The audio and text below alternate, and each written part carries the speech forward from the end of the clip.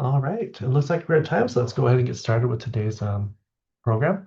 My name is Janae Chun, and I'm with NACV and the Consultants Training Institute. Before we get started with the Around the Valuation World, today I want to go over a few housekeeping items.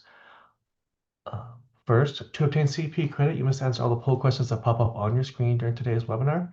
If you have a subscription to ABW, the CPE certificate will be available through the nacv.com portal within 7 to 10 business days. If you have any questions during the webcast today, please use the Q&A feature, as those will be directed to the presenters. If you have any questions about NACB or any technical questions, feel free to reach out to me through the chat, and I'll be happy to assist you as well. With any Around the Valuation World and Around the Valuation International, we try to cover all the hot topics that are happening in the industry. Within the 2 hours, we don't have enough time to cover everything that is coming up. So there are links in the materials to different resources, so you can stay abreast with all the upcoming topics in the industry. And with that, we have Mel and Alina as our editors, and I'm going to turn the time over to them so we can get started today. Hello, everyone. Welcome to our April show. And today we are going to have Janae Castell, as every month. She's kind of our AI tool that does all the research in terms of industry updates for us and just give us that information. We are also have her interviewing Simon Robinsohn. He is the expert in economic update. And we are going to have Brien Jones. It's always great having him with us. And he's going to be talking about NACBA's practice support headquarters and mentor support exchange. And after that, we are going to have Roberto Castro. He's going to be interviewing our judges. And today we have a surprise. We have a new judge with us. Stephen White is then going to be talking with Jessica and Todd, and they are going to be talking about healthcare valuation industry updates. And right at the end of our show, we are going to have Ed Mofrad, and he's going to be interviewing Michael Hill, and they are going to be talking about how to protect your business with E&O insurance. So now I'm going to welcome Janae, and I'm going to leave you with her so she can start talking about industry updates. Great. Thanks so much, Alina. Perfect. All right. Okay, so we're going to get cracking. Got a short time with you, as usual. I don't know how, every time it surprises me that I have 10 minutes, and I always think it's longer, and it's not. So here we go. The articles that we have today to discuss are Morals, Ethics, and Values in the Age of AI, Perspectives from the Meaning of Meaning. This was by Dr. Sri, Daryl Durrell, and Laurie Maston. We've got Shareholder Disputes at Early Stage Firms, where the real conflict lies, from the Business Valuation Update in March. A Guide to Discovery Rules, which appeared in the quick read in 2 parts, so March 4th and March 11th. These are by Michael Pachter and Miranda Kishel. Unimpeachable Substance and Principles by Zach Myers, part of his Unimpeachable Neutrality series, which was in the quick read in March 11th. Intangible assets now account for what percentage of S&P value? That's not a mistake. I'm just going to hold it till the end, okay? You'll see. This was in the BV Wire for March 11th this year. And finally, Geopolitical Risks Return to the Valuation Model from the BV Wire issue March 25th. Objectives from these articles are that the rise of AI makes understanding morals, ethics, and values more urgent than ever. In early stage company disputes, the real battleground isn't determining enterprise value, but how that value gets allocated. The 2-part article provides an overview of key discovery rules for federal courts and each of the 50 states. Pretty cool. And Zach Myers sets the record straight on Circular 230 confusion. What would you guess is the split between tangible and intangible value among large publicly traded companies? And then the Middle East conflict reminds us to check our valuation inputs. So for the first article from the Value Examiner, the authors borrow from an influential 1923 book, The Meaning of Meaning by Ogden and Richards. The book put forth the theory that words don't have meaning except that which humans assign to them, so they don't have intrinsic meaning. The article argues that humans operate on semantics, meaning derived from lived experience, while AI operates on syntax. symbol manipulation. So the rise of AI makes understanding morals, ethics, and values more urgent, as machines cannot replace or replicate the human qualities that underpin them. So this is shown, and this fleshes out in several factors they list in the article. So the rise, the phenomenon that moral language is subjective, and AI cannot grasp context-dependent terms like good or fair.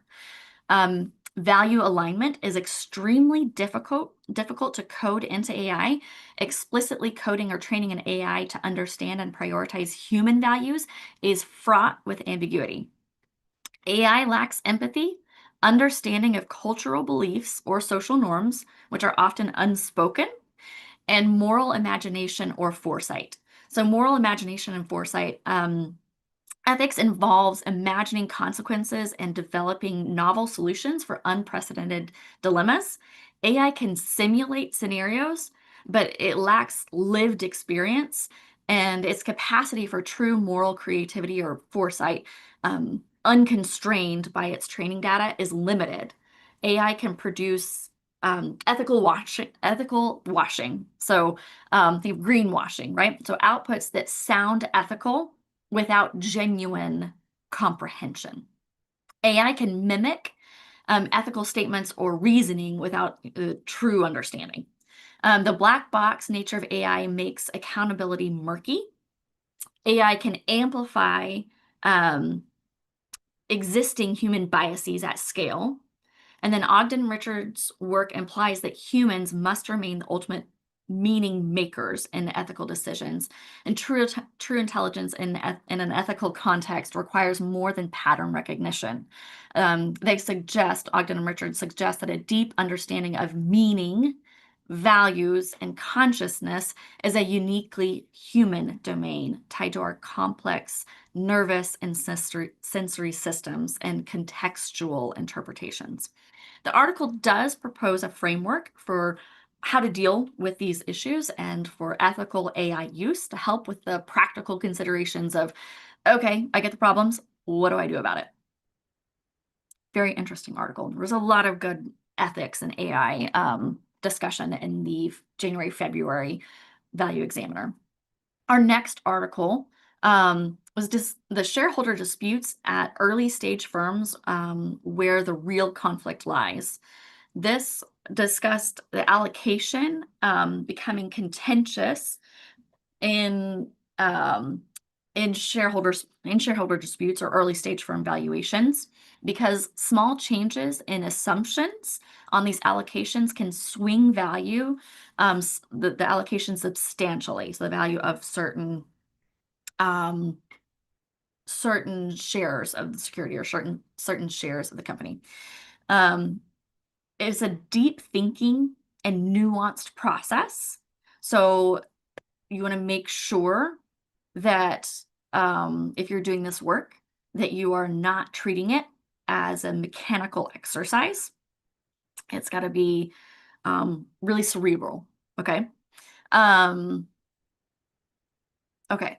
You have to make sure that you are really digging into the governing documents, all of the documents as a whole and not in isolation, that you're really understanding the liquidation preferences, conversion rights, and some of these things that can appear simple, but are actually very complex. And then finally, as an expert, if you're coming in to testify or you substantiate, defend your work, you've got to be able to balance economic substance and legal realities and be able to discuss those. So some of the mistakes, as I mentioned, treating the allocation as a mechanical exercise rather than a deep thinking, nuanced approach, misaligning method choice with company stage. So liquidation style allocation applied to a company still pursuing growth can prematurely eliminate junior equity, while option-based methods may overstate optionality when those milestones are still very speculative. Failing to model contractual rights fully Over relying on secondary transactions, they may reflect things like liquidity pressure, information asymmetry, or contractual constraints. So without context, they may mislead courts rather than clarify the value. Over modeling and under explaining. So in disputes, especially, clarity and coherence often matter at least as much, maybe more than precision. Don't build sophisticated models that courts can't follow or you can't explain. And then ignoring how courts actually decide. Judges may believe that they are choosing between experts when they are effectively endorsing one financial narrative. We get these outcomes, these court decisions. We're like, oh, well, the court said this, so they must want us to do our valuations or our allocations this way. So interesting article about early stage companies. Enjoyed that very much. These multi-part articles by Michael Pachter and Miranda Kishel that were in the Value Examiner were also, I think, very helpful. A good way for you to have some maybe a head start on the rules in your jurisdiction. Of course, you need to do your own research, discuss with attorneys, but these articles discuss the federal rules establishing a reliable framework for discovery and then being able to navigate state-specific regulations and how that requires a tailored approach that aligns with the legal and procedural nuances of each jurisdiction. Part one article included the rules for federal courts as well as Alabama through Maine in alphabetical order. And part two had the rules for Maryland through Wyoming. The next article, Unimpeachable Substance and Principles by Zach Myers, Business Valuation Standards and the Substance and Principles of USPAP. It's part of his series on unimpeachable neutrality that Zach Myers does, this time tackling the Circular 230 kerfuffle. Zach makes the argument that the NACVA, AICPA, and ASA standards are built upon the same principles as USPAP. They share the same foundational architecture, and in the specific context of business valuation, they complement USPAP's framework with discipline-specific structure. He says the conversation is not which set of standards is superior, but rather that all of them are built upon the same principled foundation and are speaking the same professional language. So, through the use of the substance and principles standard expressly, the proposed amendment to Circular 230 incorporates the functional equivalence framework rather than mandating direct USPAP compliance. This is his reading, his interpretation. So he's saying this is the same as it was under Treasury Regulation Section 170A. And so he's feeling nothing's changed that much, right? So the substance and principles of USPAP are independence, objectivity, competence, and evidentiary support.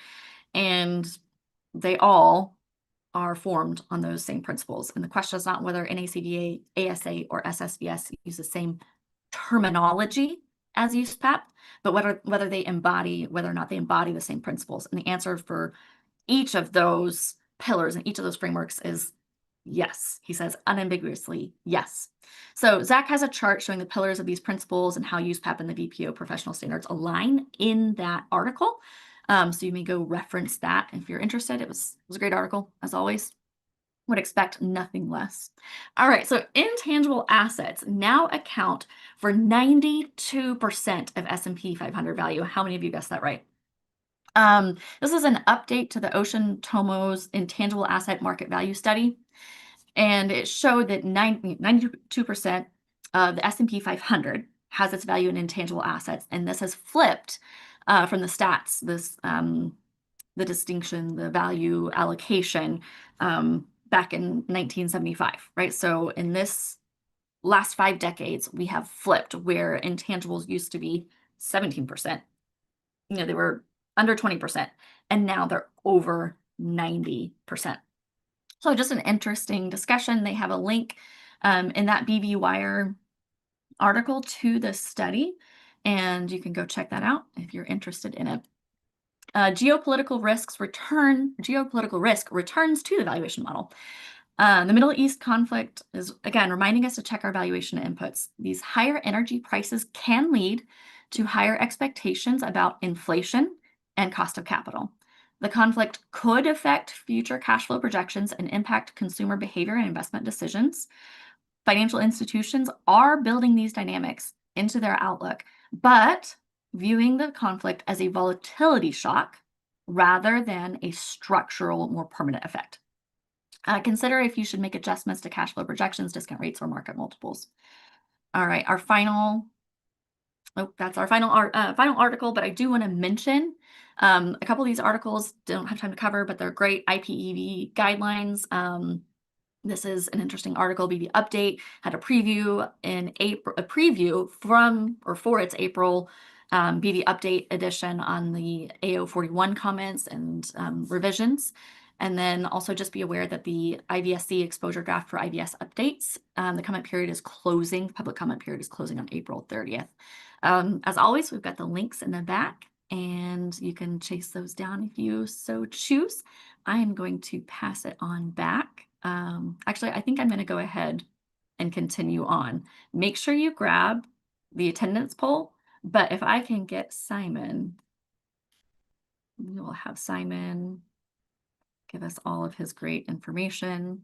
Mention a little bit the energy crisis on the Middle East, and Simon is going to give us a little bit more discussion on that. So Simon. Good afternoon. Hello. Great. I am so glad that you're here. Thank you so much.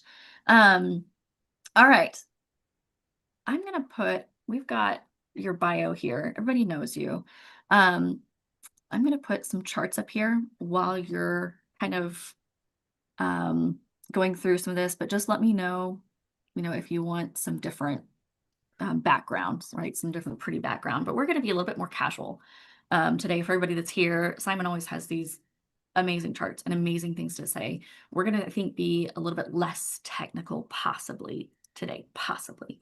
But Simon, when we're talking about the Middle East conflict and the energy crisis, what is historically the pattern for market performance in the wake of conflicts in the Middle East and these resulting energy costs that, spike up?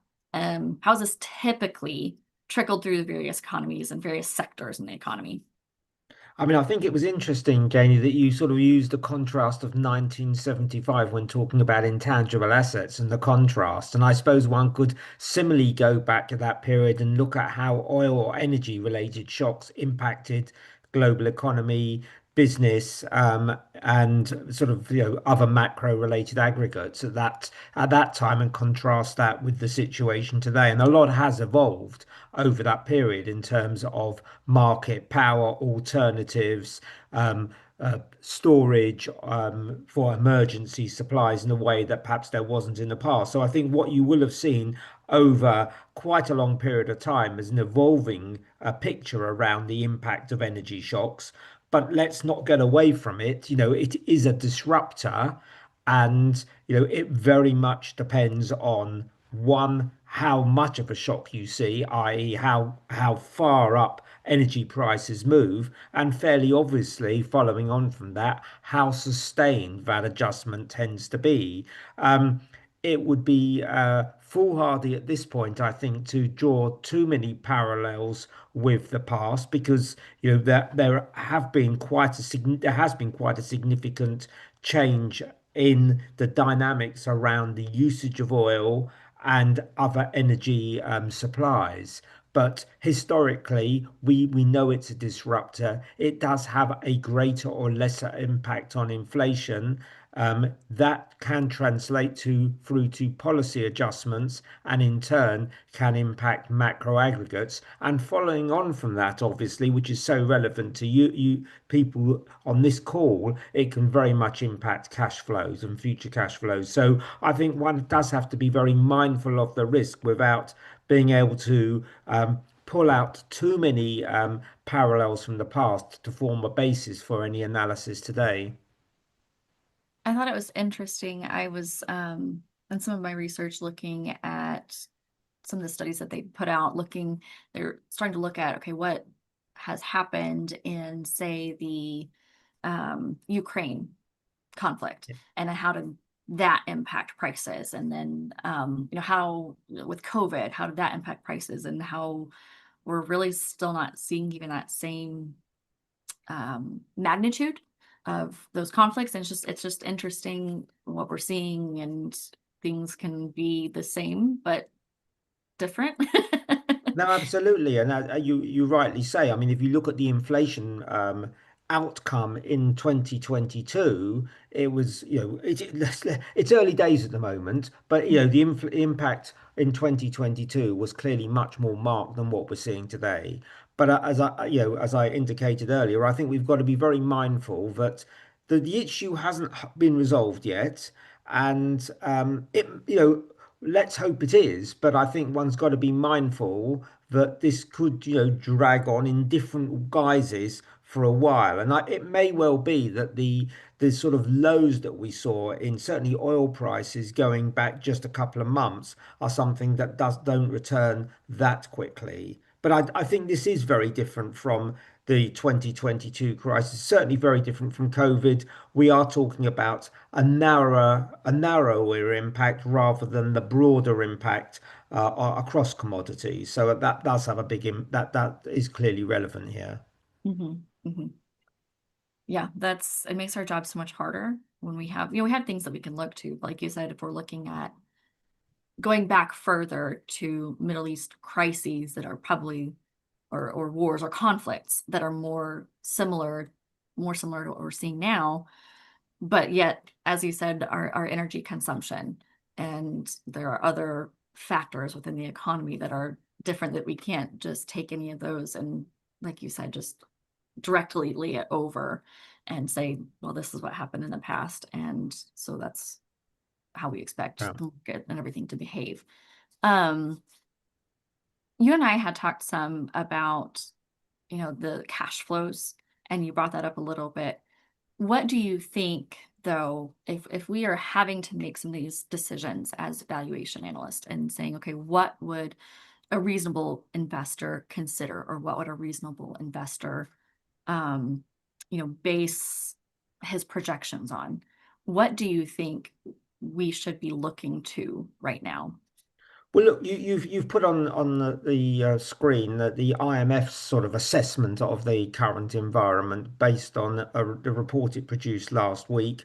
I've been looking at other reports, and some of them may say, the impact's going to be a little greater. Some point to a slightly lesser impact, but in the ballpark, we're talking about perhaps a quarter to perhaps a half at the maximum of impact on GDP this year.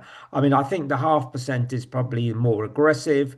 Um, so at this point, I would say that the adjustment on cash flows is material, but not as dramatic as, just thinking about past shocks. We are still talking about an environment in which economies will be posting, growth trajectories that aren't so dissimilar from where they were prior to the shock. Or so, against that background, I think there is a need for a little bit more caution, but I'm not seeing the sort of scenarios at this point, certainly the central scenarios, which would talk about a material impact. But that is very much at an aggregate level. And obviously, one does have to look very much at a sector level. And those sectors, if people operating in those sectors where, the businesses have a bit more pricing power, perhaps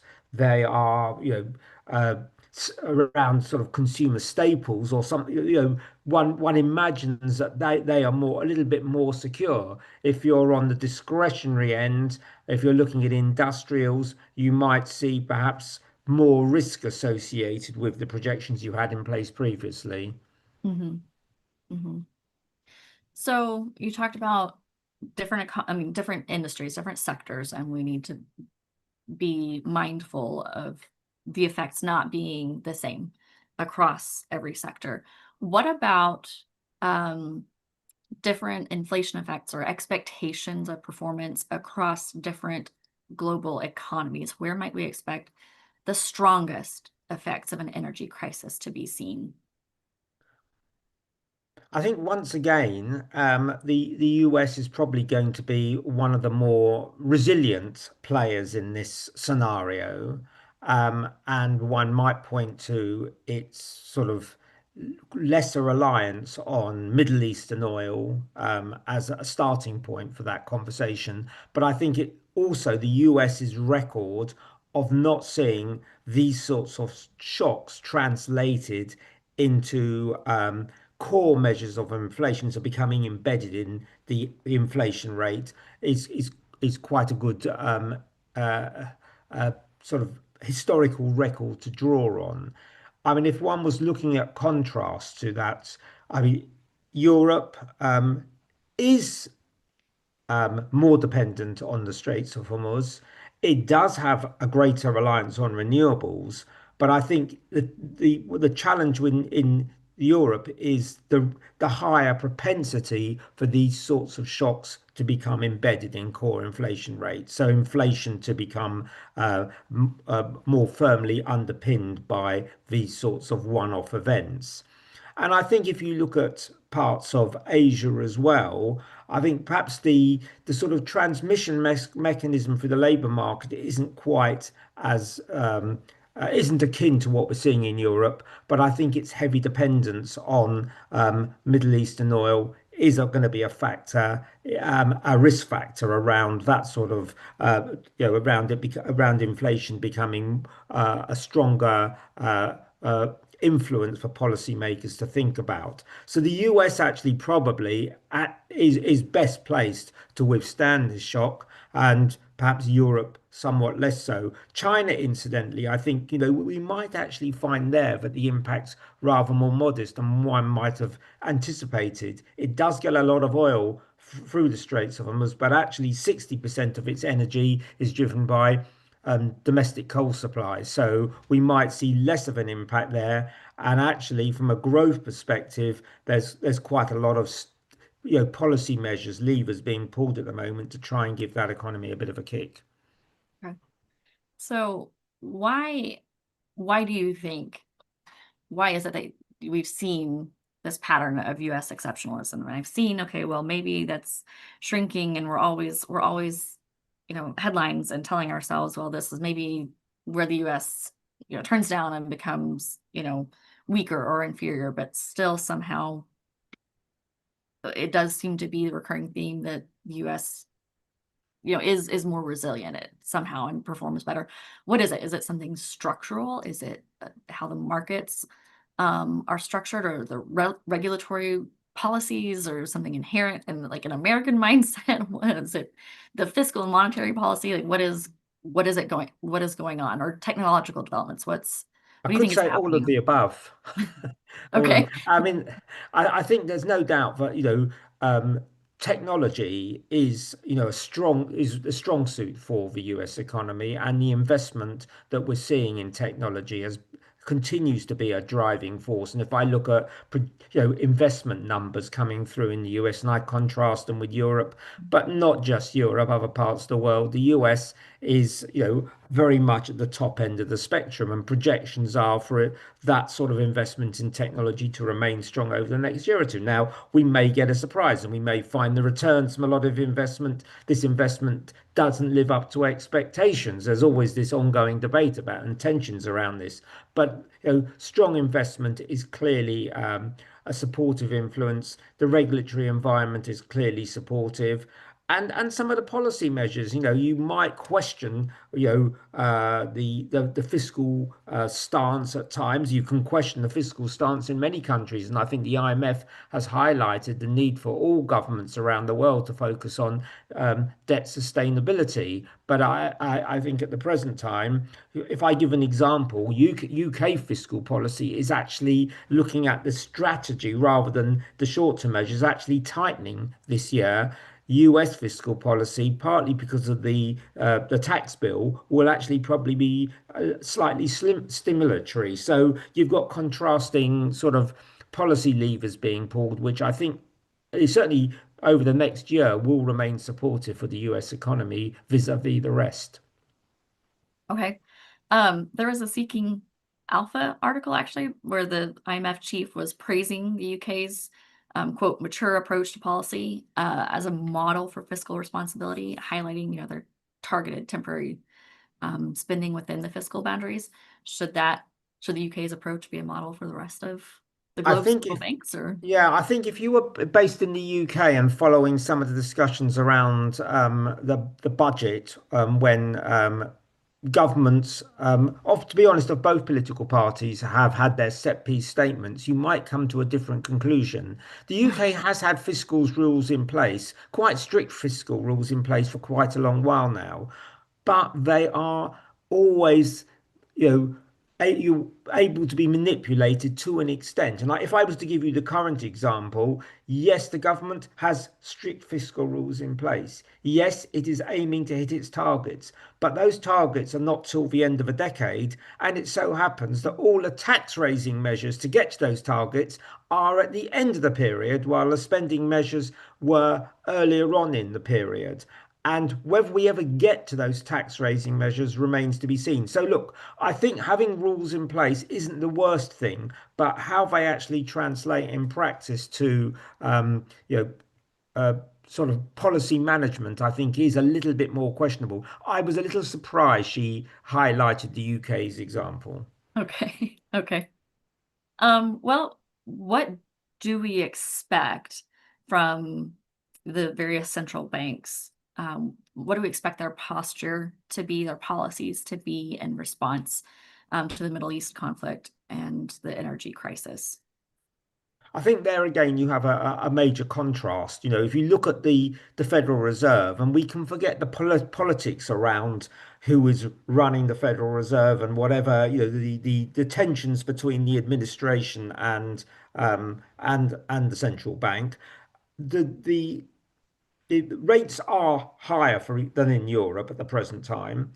And I think the focus is going to be more on ensuring that the economy, with that scope, because the rates are higher, on ensuring that the economy will continue to grow and generate jobs. So I would be expecting, despite all our sort of the endless speculation around this, I would be expecting the Federal Reserve to cut interest rates this year. There was some discussion with the energy shock that perhaps that would be off the agenda, but I'm still looking for a couple of cuts, probably in the second half of the year. But I think that's definitely the direction of travel. If I was to look at Europe, interest rates are at a lower point. We're talking about 2%, but the concerns about inflation are going to be much more prevalent. And the likelihood is actually we will see interest rates rise in Europe. I mean, what I see in terms of the consensus is people talking about 2 quarter point hikes. So we could actually have diametrically opposed monetary policies being pursued. Quite what that does for the dollar is another matter, of course. Okay, very interesting. Last question, but I do want to ask it. What are commercial appraisers advising? Are there warnings or strong indications for what we should be expecting to see play out? Yeah, that's a really good question. And I've just been talking to a lot of our valuers around the world over the last few weeks. We're also conducting our Q1 survey. So I've sort of been looking at the results we're getting through that channel as well.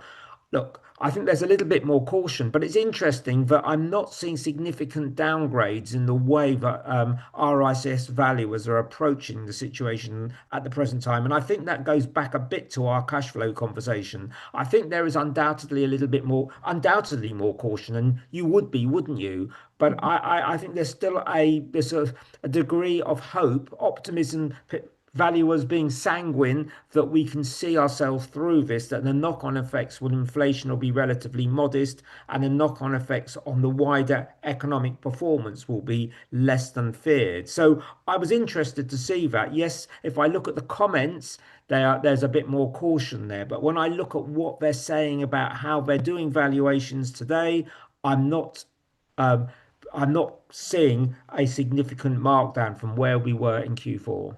Okay, very interesting. Well, that is interesting to note with the commercial real estate I mean, because that's a good indicator. So very interesting as always. Any last thoughts, comments? We've about at the end of our time, but if there's anything that you want to make sure to say, then No, I think that, look, I mean, I think as a the key thing here is, how long it lasts. And I think that if we were to see this um, uh, ongoing sort of this sort of ongoing war, this war ongoing, sorry, I should say, this war continuing to sort of persist through the spring and into the summer, I think that my concern would be that some of our appraisers, our valuers, would actually begin to sort of mark down assets. I think at the moment they're looking at the market and they're saying this is something that, we're hearing a lot of discussion about ceasefires and the end, but we're not there yet. If we don't see that materialize, then I think we might well see assets marked down a little bit. So that's Okay, the interesting. concern. Yeah.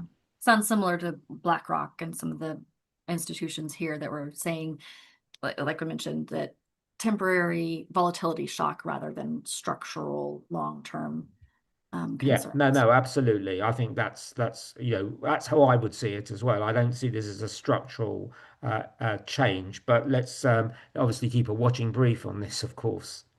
Absolutely. Well, we'll have you to walk us through it. I appreciate you taking the time as always, Thank Simon. you. Nice to speak to you. Yeah, likewise. Right. Thank you, Janae. Before we move on to the next one, I just want to go over just a quick reminder about some items. There we go, sharing my screen. We do have an AI resources and webinar series, the website on our webpage, which provides us with information about AI topics related to the industry. I encourage you to visit the website just to get updated on some of the upcoming events that are coming up to help you navigate the new tool. And with that, we also have an AI bootcamp that is coming up in June and October in person, and we also have some virtual offerings as well, just to help you stay ahead of the curve on the topics of AI. And with that, I'm going to turn the time over to, I believe, Mel, who will get us started with the next segment.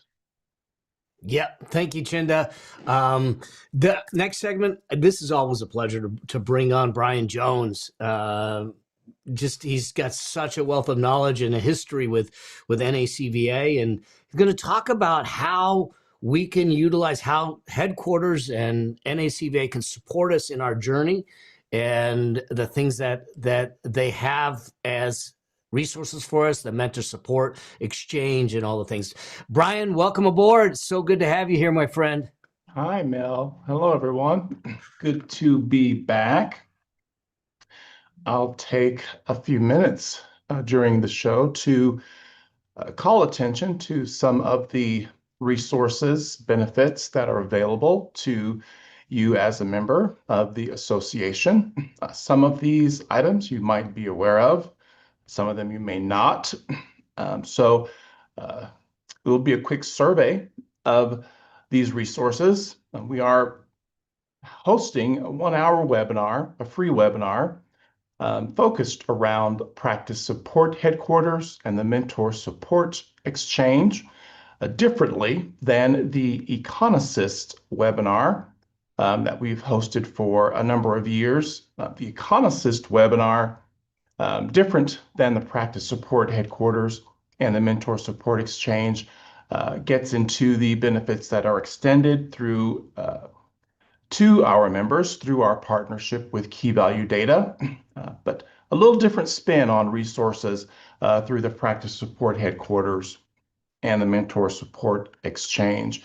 To mention the culture of the NACVA organization since being founded in 1991, a central feature and focus has always been around the benefits to our members. We are well known for being a training organization.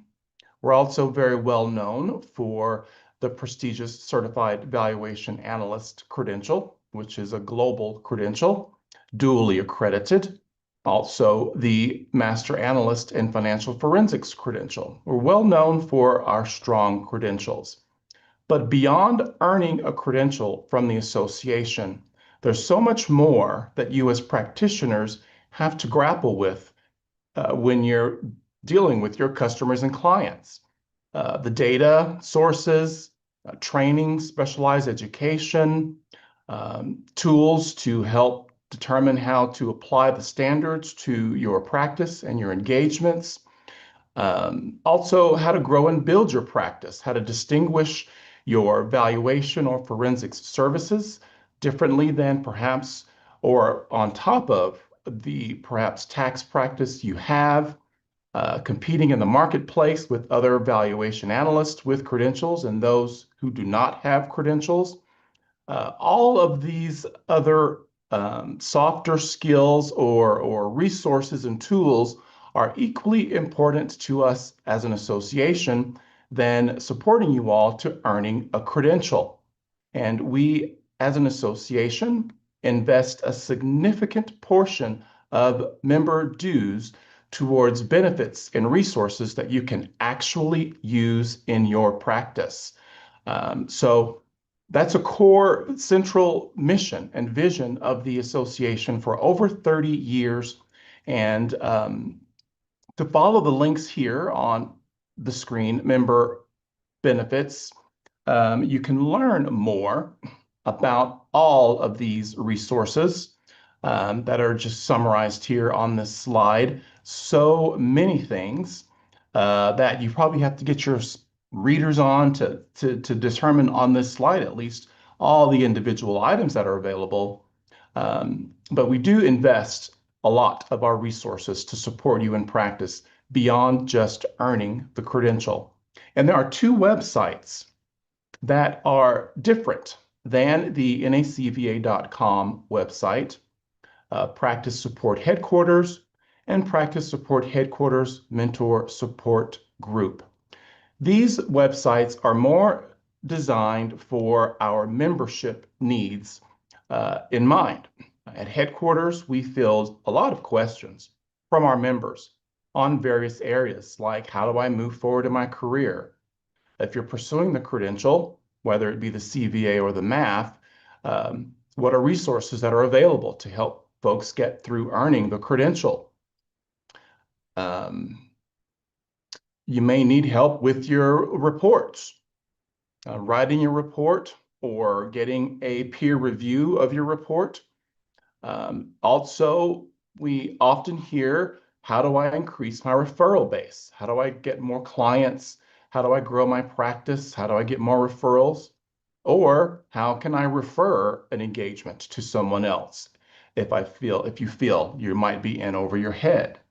Perhaps being a mentor, needing support from someone. You've got some questions, whether technical, or you are willing to help someone out who has questions and you have the expertise to mentor and support someone in their practice.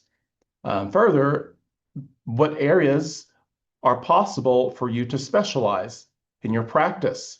Some recently minted CVAs or MAFs may be considering beyond a traditional tax practice. If they're a tax practitioner, what are particular areas you can focus on in your practice? Whether it be litigation or valuation, there's a lot of ways in which either the CVA or MAF can be used in special industries. On the Mentor Support Exchange site, to take it a little further, with our mentor directory, willing to put yourself out there to answer questions and support a practitioner as a mentor, or you might want to find a mentor. You may have a technical question in our Q&A forum, where you might be hung up on a particular area of your practice or engagement or analysis and need some support. For the individuals who are pursuing the CVA, we have a program which aligns with our mentors, is the candidate coaches. If you recall, when you earned the CVA, you were required to complete a case study, a full valuation on a subject company. And it might have been the first valuation report you actually had to write. And if you look back to that time, it might have been very daunting. Well, that's still the case for individuals who are going through our CVA credentialing program. They still are required to do that case study, and it's challenging. And so we have a candidate coaches program where experienced valuators can coach the CVA candidates through writing that report, giving them some confidence about generally report writing and the analysis that goes behind writing the report. But it's designed to help the candidates going through the CVA. Firm sponsorship. Again, you might be looking to sell or acquire or merge your practice, or perhaps you are involved in an engagement where you might be a little over your head and want to bring in someone to coach or mentor or support the engagement. We can help those relationships through our firm sponsorship. If you have a question relating to our standards and ethics, differently than a technical question about theory or approach or analysis, we have a standards and ethics Q&A hotline, which is responded to. Those questions are responded by members of our standards board. We have a partnership with Key Value Data and ValueSource to provide software and database tools to help you in your analysis. And lastly, the peer review. Again, if you are looking for someone to provide a rebuttal to a report you're writing, or you want some peer review on your report to understand the strengths and weaknesses of the report and areas to improve it, we have a report peer review service. And all of these resources are summarized on the Practice Support Headquarters and the Practice Support Headquarters Mentor Support Group websites. So if you haven't visited them, I encourage you to do so. There are, again, a lot of great resources there beyond just the training and publications that come from the headquarters. There's so much that we do behind the scenes to help you succeed in your practice beyond just earning the credential. I'll call another important aspect of a resource to you that we hope that you've discovered by now, and that are all the resources to our professional standards and ethics. Again, we have FAQs you can view. We have a hotline. We have comparison charts that align NACVA standards to the business valuation organizations in the US, but also the alignment of NACVA standards to valuation organizations internationally. There are sample engagement letters, development and reporting checklists, all of which have been updated recently. So if you haven't checked out those tools, I encourage you to log into your account at nacva.com and access these resources. They've just been updated by our valuation credentialing and litigation forensics board and our standards board over the last year. So it's worth taking a fresh look at those resources if you haven't lately. And we are pioneering as an organization with groundbreaking tools and resources as it relates to artificial intelligence. We established the Artificial Intelligence and Machine Learning Commission in March of 2023.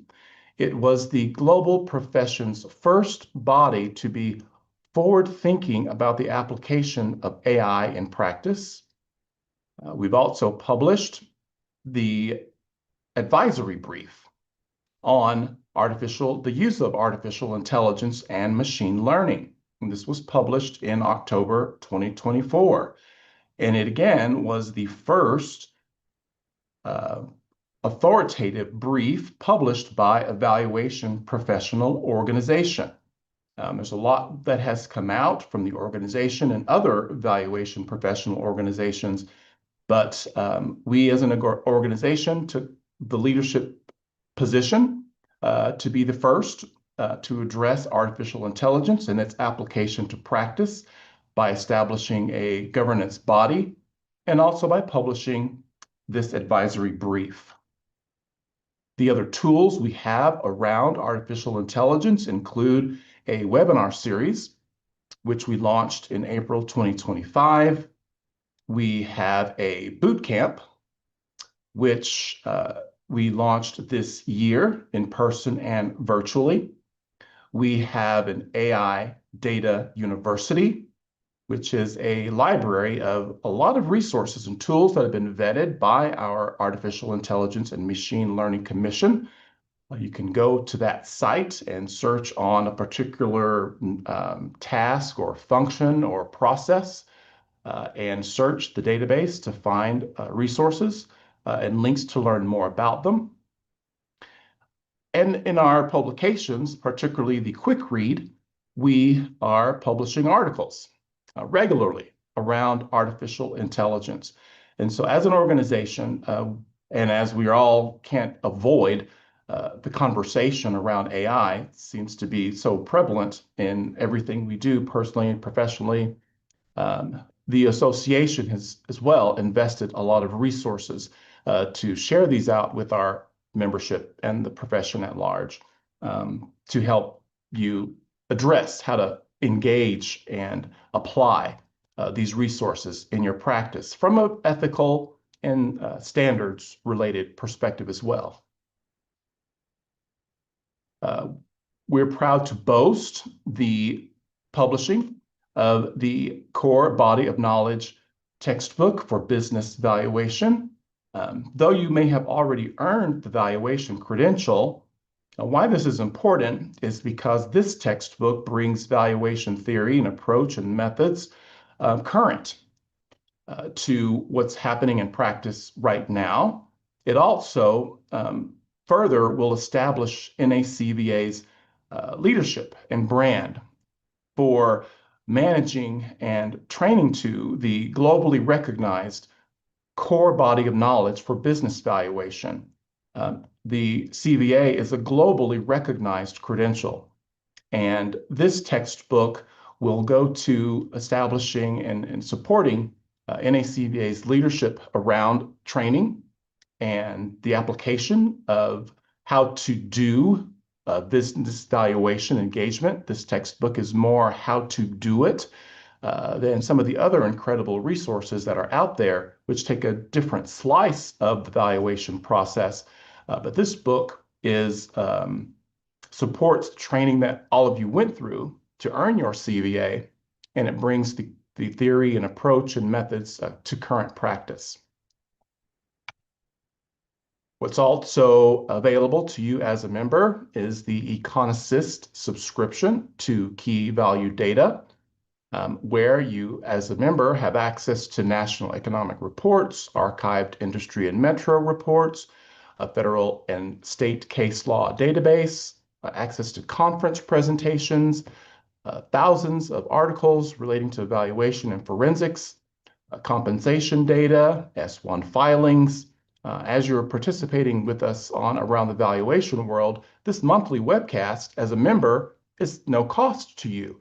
And we bring all of these experts monthly to you, 2 hours for US, but 1 hour internationally. For 3 hours a month, we're bringing to you all of these wonderful experts that you can learn about what's happening in the profession. If you want to earn CPE, you can subscribe, but as a news program, this is a great benefit we hope that you are enjoying and taking advantage of. We also produce free virtual courses, and as I mentioned, the Mentor Support Exchange.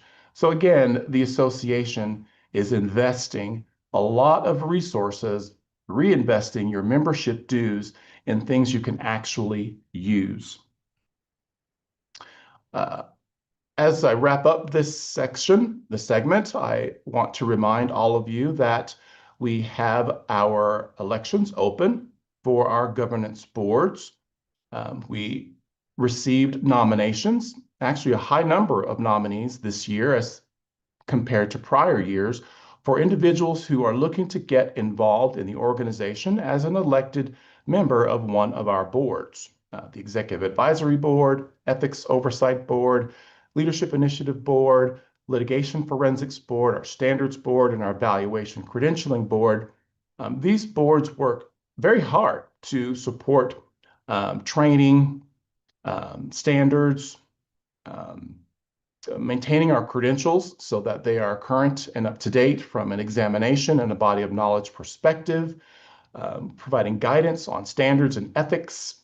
And so we hope that you will take the time to vote for the individuals who've been nominated to our boards this year.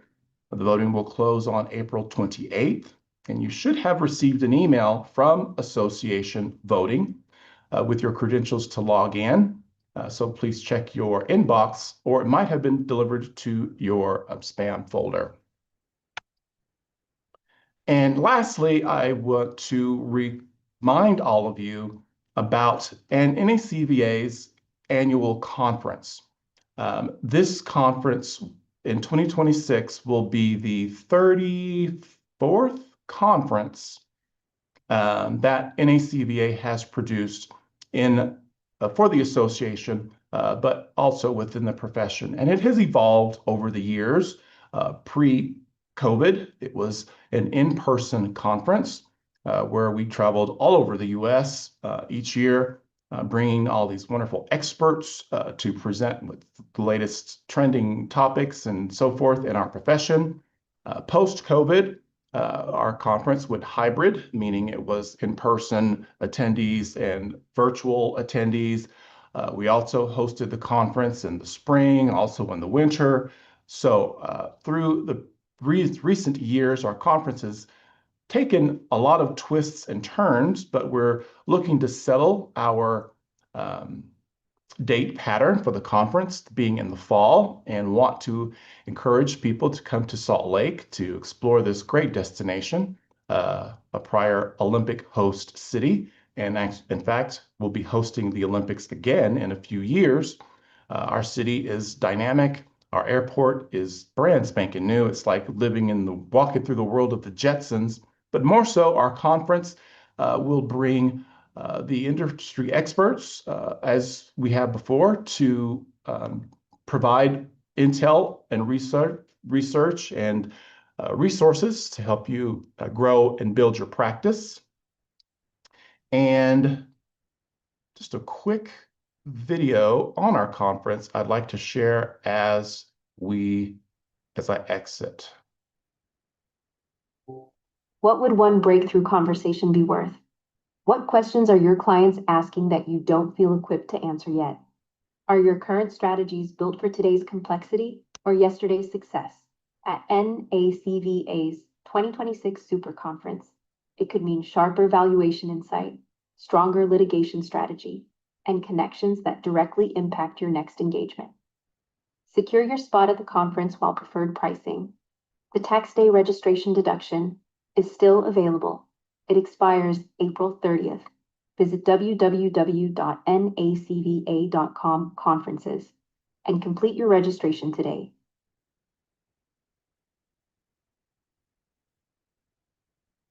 The conference will be held here in Salt Lake, October 1st and 2nd. On September 30th, we will offer some continuing education, particularly for those who are looking to gain CPE to help comply with recertification. But we have right now the largest discount available to our conference that expires on April 30th. So if you're thinking about coming to Salt Lake or joining the conference online, now would be the time. We hope that you would register with the largest discount available. We will be publishing our conference agenda here in the next week or so. But again, we really care about your success as a member. And please give our headquarters team a call if you have any questions or need resource or research or support in any regard. And I will pass this time back over to our hosts. All right, thank you, Brien. Let's see. Before we get started, let me launch the third poll question real quick. And before we move on to the next segment, I just want to go over some more additional items. As Brien mentioned, he'll be joining us later today for the AVW in-depth webinar. So if you would like to register for that, please scan the QR code there, or visit us at www.nacv.com/AVW in-depth to register for that webinar. We also have some other additional webinars coming up on June 15th. It's discount rates for lost profits, why so many differing rates, and also on July 20th, engagement agreement letters. So if you are interested in any of those, feel free to scan the QR code and visit that website and register for that. In addition, we do have our nomination form open for the 30 under 30. So if you have any professionals you're working with who are under the age of 30 who have exceeded your expectations and have gone above and beyond in the industry, we do not encourage you to submit a nomination for them as well. The deadline for that will be May 31st, 2026. And with that, I'm going to turn the time over to Alina, who will get us started for the next segment. I do see Roberto just joined us. Thank you, Roberto. Yes, Roberto is with us already. So thank you, Shonda. And now we are going to our segment with our judges. And we are thrilled to welcome a new judge to the bench today. Our bench has always been in good hands and, this fine gentleman. But today, Judge Adams joins us and brings something we have been needing, that some well-deserved female representation. So, gentlemen, I say that with all the love in the world. So, Roberto, please do the honors. Judge Adams, welcome. And we are honored to have you today. Thank you. Judge Driscoll and Judge Yates and I are old friends, so I'm going to be real excited to meet some new friends here and speaking with you all. Well, welcome, Judge Adams. So this is an opportunity for us to get inside information as to what is actually happening with the trial court administrators and what they're talking about in terms of what awaits for us in the future with AI. So thank you again for joining us, and welcome to the AVW family. Thank you. The question that we have is, we are, as practitioners, we're looking at AI and how that's going to impact our profession, how we do our jobs. And obviously, I'm a member of the legal profession. I'm pretty aware that there's a lot of activity going on in that area of AI and uncertainty. And so maybe you can tell us a little bit more as to what do you see in terms of the use of AI, and how do you think that might shape the future looking forward, and how can we maybe help you, and how can the court help us be better professionals? So a couple of things. That's a great question. I just want to start by speaking on behalf of all of the judges, welcoming our dear friend, Judge Adams, who is just going to be a dynamo, as she has been in the 10 plus years that I've known her, both as a lawyer and now as a judge for the last several years. So welcome. Mm-hmm. And we may disagree. We judges may disagree, and that's our prerogative. So we give our own personal opinions about where things are going. There's a couple of things when it comes to judges. Judges never want to try a case twice. So that informs everything that we do, whether, of course, the rulings that we make at trial, the pretrial rulings, and the use of AI. So that's one. Second is we want to ensure that there's confidence in the judicial system. The world that we're in today is a world in which judges are criticized often, and not by one particular party or any particular individual. We are the subject of constant criticism. That's okay. That's okay. But the overall public needs to have faith in the judiciary. So when it comes to the use of AI, judges move, I know this judge moves with somewhat of a level of trepidation about incorporating AI into his work, both because I want to get it right, and with the world of hallucinations that really are more befalling lawyers than they are befalling judges, I want to make sure I'm getting it right. But also, I want to make sure that the public that has elected me, paid me, and taken part in training me to be a judge is confident with the work I do. So I start with that 30,000-foot answer, Roberto, that I'm moving very, very slowly in using AI in anything that is judge-related. Personal related, I'm going to turn 60 at the end of this year, and I asked AI what goals I should have as I turn 60. And it turns out all these things I haven't done yet that I have to do, according to ChatGPT. So personally, yeah, professionally, with trepidation. I'm sorry for the long answer. I can jump in too, because I agree with Judge Driscoll that unfortunately the legal profession, at least the litigating side of it, is going to be a group of slow adopters. And that's a chain reaction that's caused that I think a lot of attorneys jumped into it enthusiastically, as well as people representing themselves. And we ran into lots of problems as judges seeing AI generated documents being filed without being carefully reviewed. And the result of that is, as Judge Driscoll indicated, all sorts of hallucinated citations and other problems. And so courts really have begun cracking down on that, and you can get in a lot of ethical trouble. And unfortunately, that's created a reaction from law firms now, where many law firms are now telling their attorneys, do not use AI for any purpose. I hate the fact that we wound up here. I understand why we did, but I hate the fact we wound up here because I find as an appellate judge that AI can be incredibly helpful in so much of what I do, as long as I use it responsibly. But it's always the people who don't use it responsibly who cause the problems, and that's where we are. Yeah, so I can tell you from my perspective in Delaware, I was just attending a retreat a couple weeks ago with some other Superior Court judges. For those of you who don't know, we have two pretty main trial courts in Delaware, the Court of Chancery, which is our court of equity. There's no juries. That's what the bread and butter that we've been known for since the 1700s. I'm on the Superior Court Complex Commercial Litigation Division, which is sort of the law counterpart to the Court of Chancery. And my CCLD division, as they call it, has been around for about 20 years. And that way, if you haven't waived your right to a jury trial or your case doesn't fall within equity's jurisdiction, you can be in my court. So we've tried to team up with Chancery and talking about these sorts of issues. And we were just trying to think about, if we had a policy regarding AI for our courts, like what would that look like? And I think the hard thing is for litigants, that is, because I wanted to point out that I did look up, just so I have it in front of me here, we do have an interim policy on the use of Gen AI by judicial officers and court personnel. So our court, like many courts, has that. But if we were trying to come up with a policy for litigants, and that would include experts, what would that look like? If you go, there's actually a really great map by Ropes and Gray for you. Those of you who may not know it, know about this, that talks about different AI orders that are published throughout the country. And I don't think it's perfect, but it has a lot. It's a really great resource to start if you want to take a look at that for whatever jurisdiction you're going to. The problem is, if you try to create a policy with AI and the use of AI, what even is the scope of AI? So I think it's hard to put a finger on what should this be. And where we sort of landed for right now is we have, and every court has this, a Rule 11, which basically is a certification by a lawyer or whoever's filing the court, filing with the court, that they basically have to represent what they're saying in the pleading or other document is true.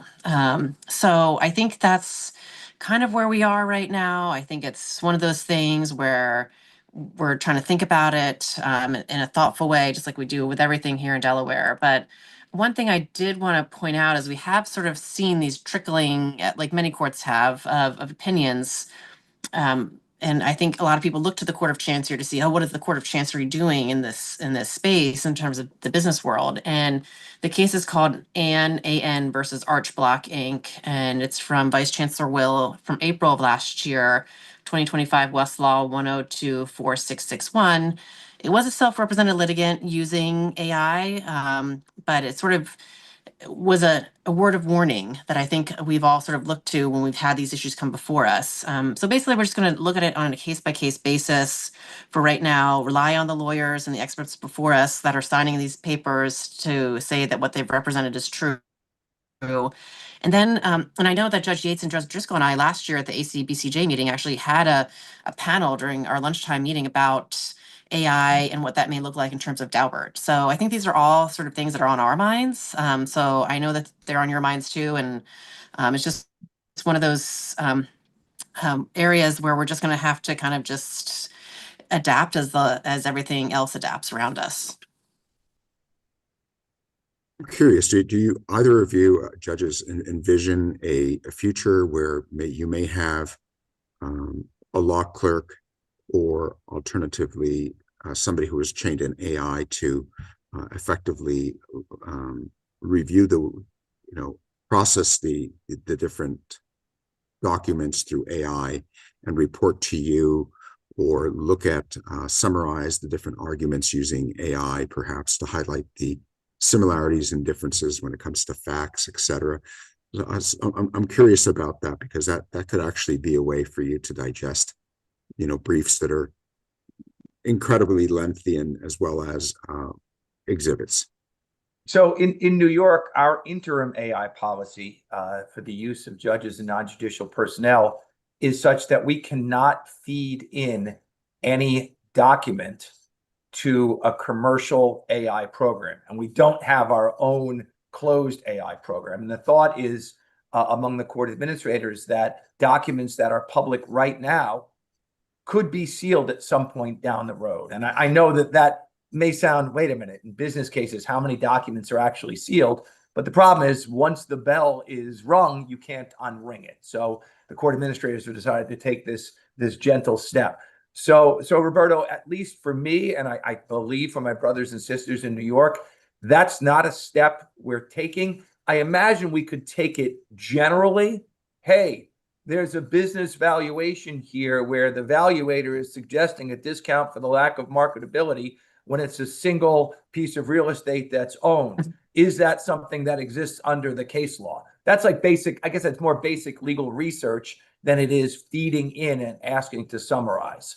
That being said, I don't know if I'd ever use AI to summarize complex documents or complex briefs, because I like reading them. And I like reading them again, and I like reading them a third time. I read the briefs 3 times at least before I make a decision. And I feel like that's kind of what I'm supposed to do. When we all, the 4 of us who are lawyers here, right, Roberto included, when we were first-year law students, right, we would buy those, not even manuals, case briefs, right? Yes. Where you wouldn't have to read the case. And then after, the first time you got humiliated in class because you stated the case from the case brief, you said, that was a waste of money. I'm not using that again. So I guess I have some fear of using AI, the modern case brief, to summarize the briefs in front of me, even if I could use it, which I can't at this point. Yeah, I've talked to my law clerks about it, and we don't have a similar policy in Delaware like they do in New York, but I've not used it for many of the same reasons that Judge Driscoll talks about, because I like to actually, although I may be younger, I'll just say, than perhaps much younger, and I'm much younger than Yates. I'm at least 3 years younger than he is. I know, so I'm on the verge of retirement. I can show you, here's the back of it right now, but I'm reading this currently right now, right before we got on our call. This is just one brief with a couple exhibits right attached to it. And I like to open it up and have my highlighters and look at it and go through it that way. That's how I really invest in the document. And I'm not sure that I could believe that an AI machine could summarize it in the way that I wanted to. And I am known for asking a lot of questions during my oral arguments, and I'm just not sure that I would be able to do that if I just had a summary. I guess you could use it. You could use it, and you could say, hey, what are some questions I could ask after you've brainstormed your own questions? That's right. Again, assuming your policy allowed that ours wouldn't. My law clerks, I guess maybe they would, I hope, but I've talked to them and I said, look, we're not using AI right now. And I think it's a tough thing though, because Westlaw, and I assume Lexis, although we don't have Lexis, it itself is AI, right? When you type in a question to Westlaw, that is AI. So when you say don't use AI, what does that even mean? So I think that's what the struggle is in terms of these policies as well, is because what is AI? But we for sure, I teach how to write opinions the first 2 days of what we call our boot camp for our new law clerks. And we say to them, under no circumstances are you to ever use Grammarly or anything like that to put your draft opinion in. I mean, that's just, you're sending it out into the ether that, like Judge Driscoll said, never to be returned again.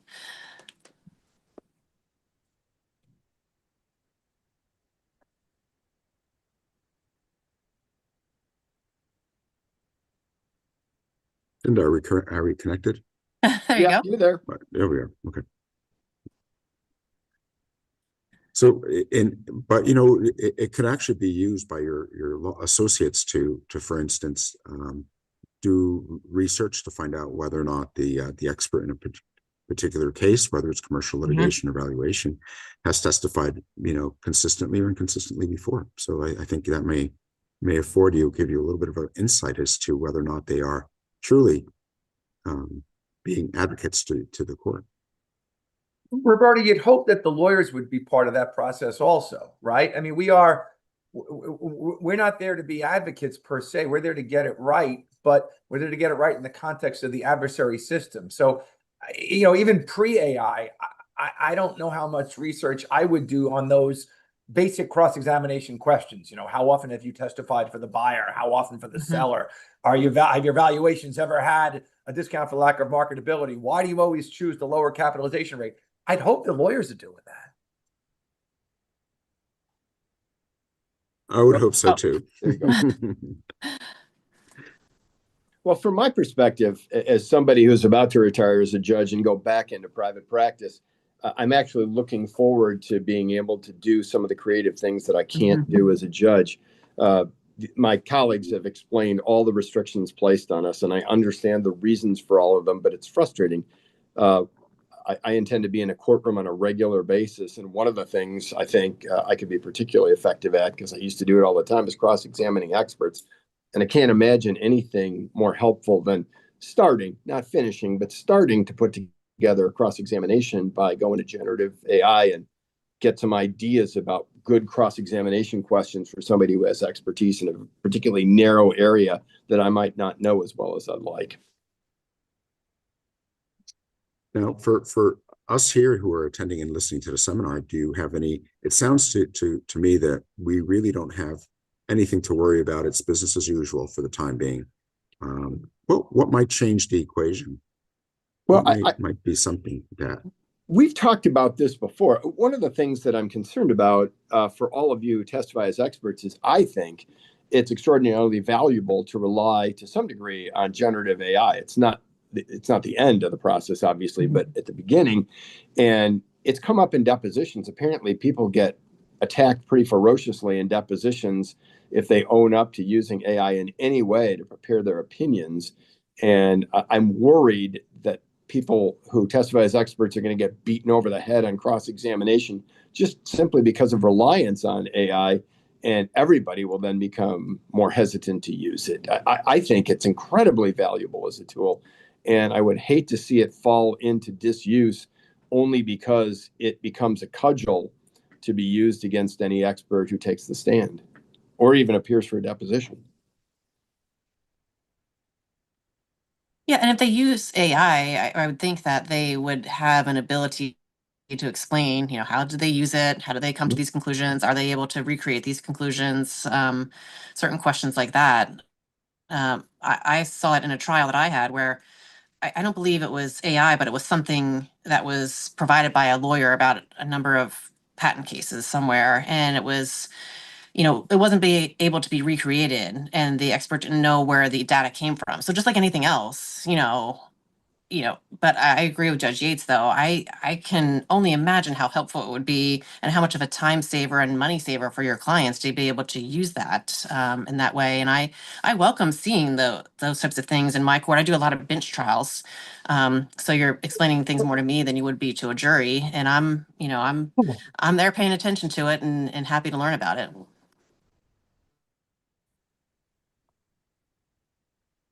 Judge Driscoll, do you have any more insight to share? This is such a whole new world, and I love it.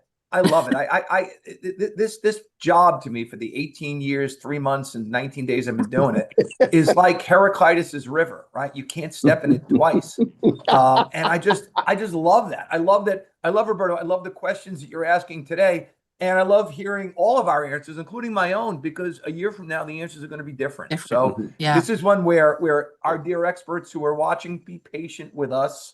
We'll be patient with you, but be patient with us, because this really is, in the words of Aladdin, a whole new world. Well, with that said, Shinda, we're going to pass it back to you, and thank you, judges, for participating and sharing your thoughts. And I think some of the attendees will feel safe for the next few months. Sure. And thank you, Judge We'll talk to you Adams. next month. Welcome, Judge Judge Adams Adams. brings a new perspective that we really need, and we're really appreciative that we could rope her into doing this. Yeah, happy to be here. Take care, y'all. Ciao, everybody. Thank you, Judge Adams. Thank you, all the judges. And I'm actually going to turn it over to Michael Kaplan, who will close this session up.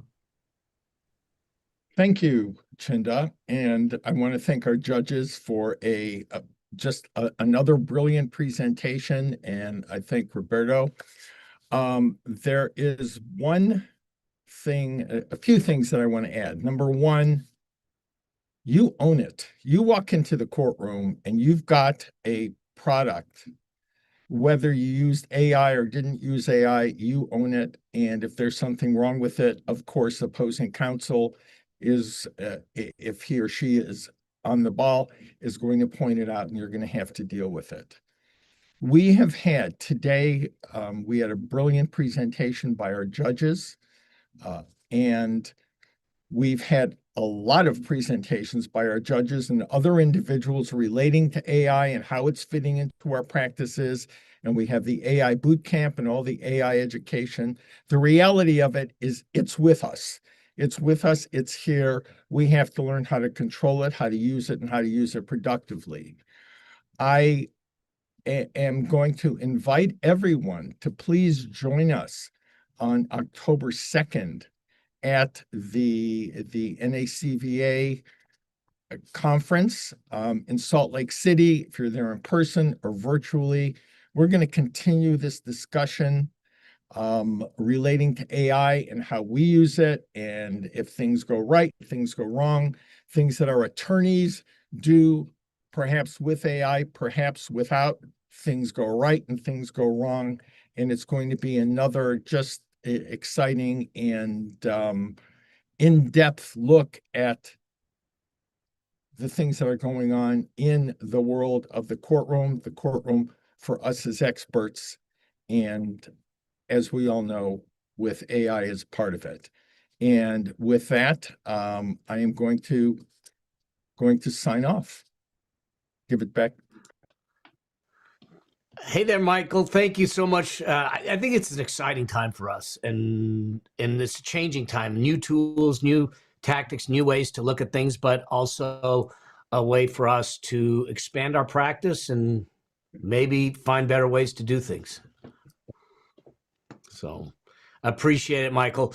All right, so we're going to move to our next segment with Stephen White. Stephen White's going to interview Jessica Bailey-Wheaton and Todd Zigrang about healthcare valuation industry updates. And I think healthcare is a big deal these days and lots of things changing. So I'm looking forward to this. Stephen is a founder and managing partner of Onyx Partners Group and lead advisor of corporate valuations and ESOPs and family limited partnerships. Stephen, good to see you, my friend. Welcome back. You as well. It's always good to be seen, as I like to say nowadays. But I'm excited about this as well. And you hit it right on the head. There's a lot going on in the healthcare space, and I'm thrilled to have the opportunity to interview Jessica and Todd as well.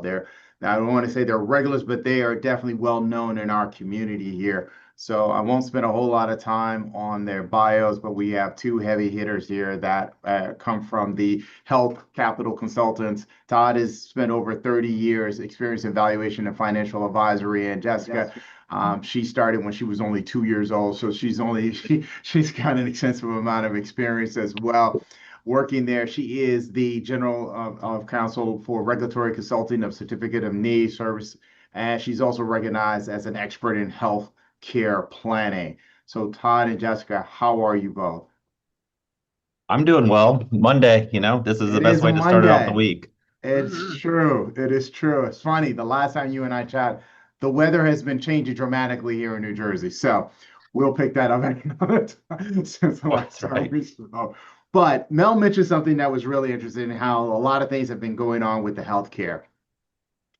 I would say that, and it seems like it's been about 5 years, but towards the end of the last year, healthcare was the number one thing that was talked about.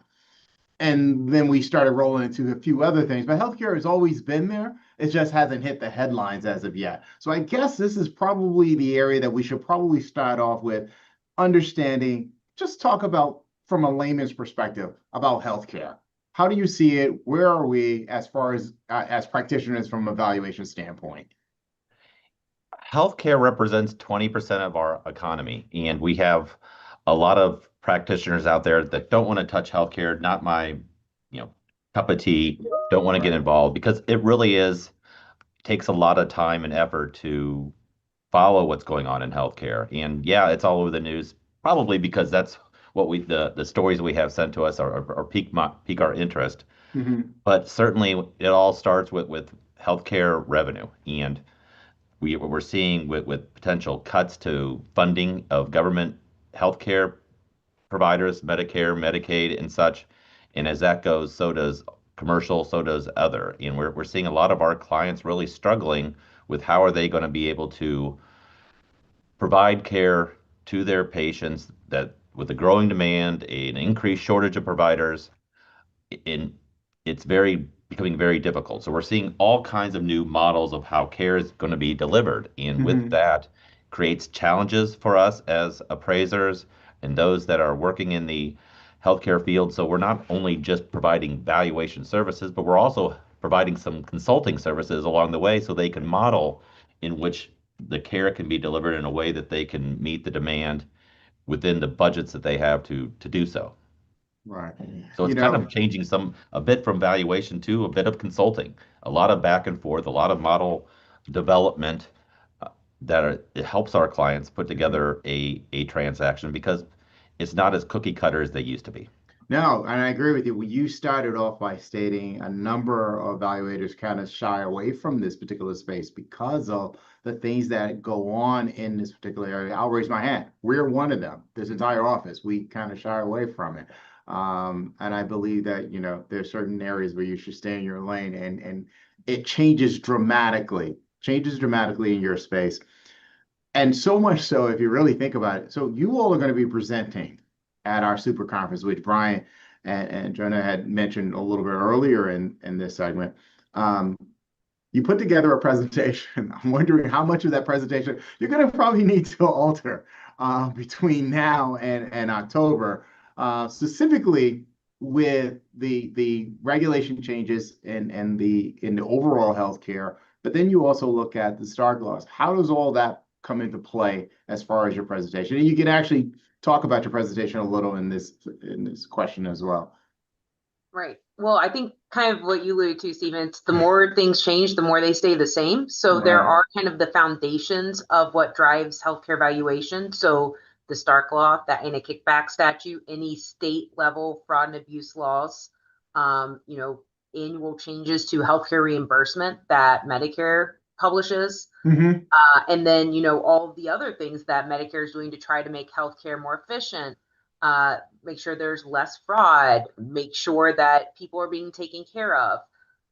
So all of those things kind of are always happening, right? But then how that's playing out in practice is what's changing a ton. So it is hard to say what we'll be talking about in just under 6 months, but some of the things that I think I've already pegged. I'm pretty sure nothing's going to happen between now and the end of this week, right? Set it in stone, yes.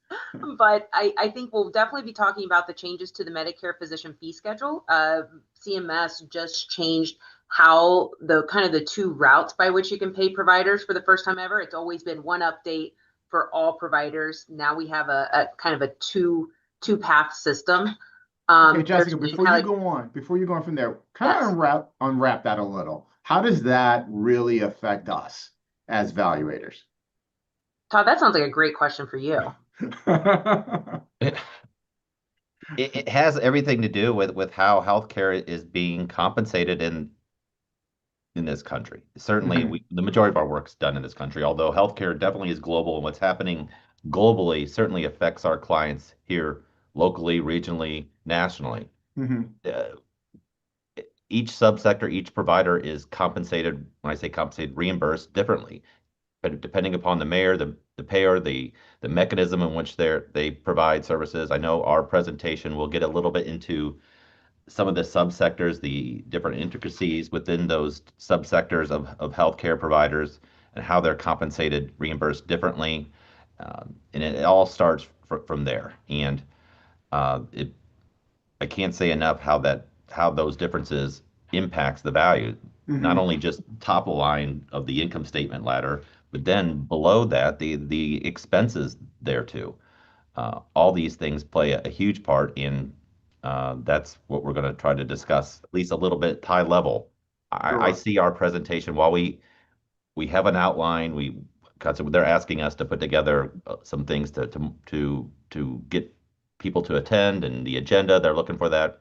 We're only going to have to do that on a high level because it will change between now and the end of September, beginning of October, whenever the presentation is. Right. Well, that's the beauty of your presentation, because we know that we're going to talk from a high level right now as far as what that presentation could look like. But knowing that things are going to be changing, that should in itself encourage a number of people to attend the session, because of the mere fact so many things will be changing as we move along. And then obviously by October, we're going to be moving into the midterm elections, and I'm pretty sure that may have some ramification as far as the different things that will be happening. So healthcare has its hands all wrapped in a few different areas there. Right. And not only are we have to provide an outline for discussion, but we always tend to find, definitely with this group, there's a lot of back and forth within our presentation. And so we always have to allow for time for that and encourage that. Where during the presentation, everyone is sharing what they're seeing, and we try to facilitate an environment which that is welcome, and asking questions, and others sometimes take it over. I have to sit down and watch what's going on between the participants, and I think I believe that give and share amongst the participants, Jessica and I, creates a different type of presentation. Okay.